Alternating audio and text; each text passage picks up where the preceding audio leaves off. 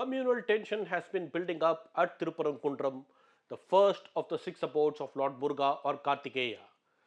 The holy hill in Madurai has for long stood as a symbol of communal harmony.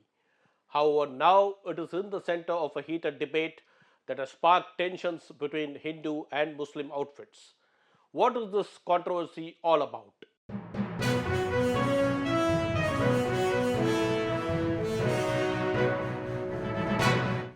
Vanakkam.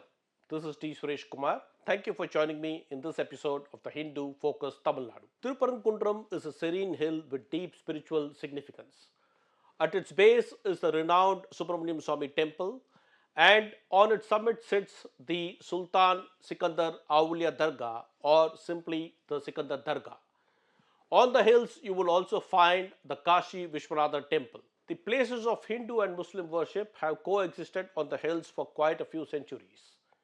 However, late last year, a controversy broke out when certain Hindu outfits and some BJP leaders objected to Muslims carrying hens and goats atop the hills for a ritualistic sacrifice. In the wake of this controversy, IUML MP from Ramanathapuram, Nawaz Kani, visited the hills.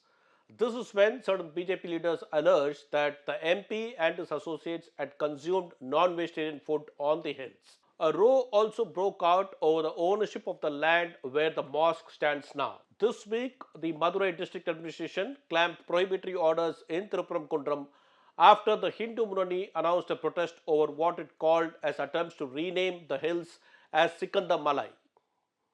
Eventually, the Madurai bench of the Madras High Court allowed the protest to take place but with certain conditions at a different venue. To understand the current conflict, one has to look back at the history of the sacred hills. While largely there was harmony between the Hindus and Muslims, there were occasional flare-ups. One such flare-up occurred 110 years ago. In 1915, the Muslims had started work at constructing a mandapam in Nellithopu, which is part of the hill, for pilgrims to take rest. The temple authorities had objected to this on the ground that that particular place was being used by the Hindu pilgrims. Subsequently, the temple manager, that is the Devasthana manager, had represented to the Madurai collector Paddison to intervene. On this petition, the Madurai collector suggested that a mandapam could be jointly constructed by both communities so that members of the Hindus and Muslims could use that place for taking rest. However, this was rejected by the temple authorities. Eventually, the collector gave up the mediation efforts because certain sections of the Hindus objected to the intervention of the state in the issue. A few years later, the temple authorities filed a suit before the subordinate judge in Madurai. The temple claimed ownership of the entire hill except for certain cultivated and assessed land and the place where the mosque stood. The Muslims asserted ownership of the place where the mosque stood and the Nellithopu area. On the other hand, the government took the stand that it was the owner of all unoccupied portions of land and argued that these lands were essentially government Porambokku and belonged to the Thiruparankundram village. In August 1923, the subordinate judge ruled that the entire hill belonged to the temple except for Nellithopu and the place where the mosque stood. This property, it said, belonged to the Mohammedan defendants. The government and the temple authorities accepted the verdict. However, the Muslims challenged it before the Madras High Court. Eventually, in 1926, the Madras High Court, while conceding that both the temple and the mosque had certain rights over the hills without describing what they were, said that the hills belonged to the government and dismissed the suit. Challenging this verdict of the Madras High Court, the temple moved the Privy Council.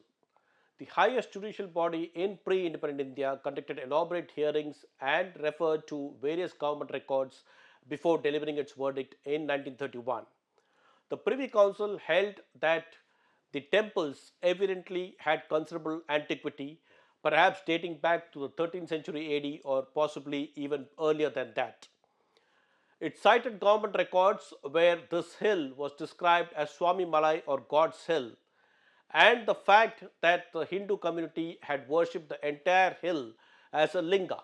Citing money spent by the temple since 1835 for undertaking various developmental activities in the hills, including the Giri Veedi, the Privy Council held that there was evidence of the temple exercising acts of ownership. Significantly, referring to the period of the Mohammedan invasion, the Privy Council said there was no suggestion that the Thiruparankundram temple or any of its adjuncts had passed at any time into secular hands. The judges were also of the view that the mosque and some Muslim houses must have been built during some interval of Mohammedan domination. This, the council said, was an infliction which the Hindu occupants of the hill must have been forced to put up with.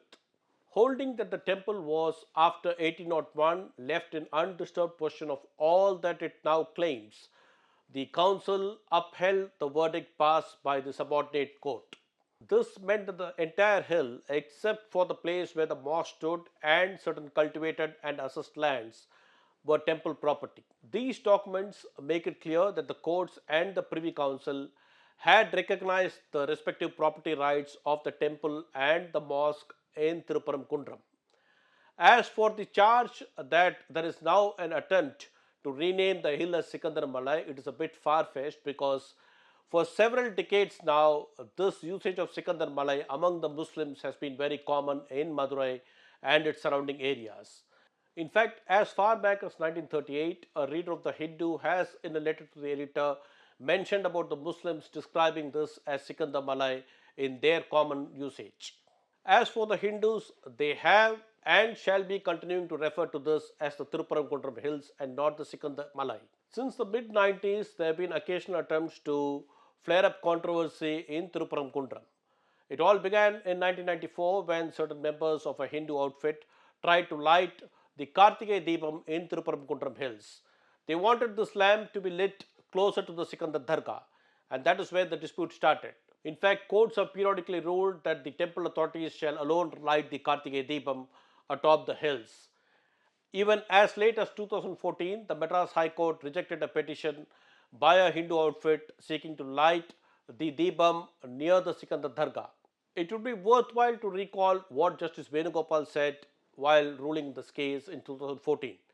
He said that no religion prescribes that prayers must be performed by disturbing the peace of others. On the other hand, the rights of others must be respected and honored.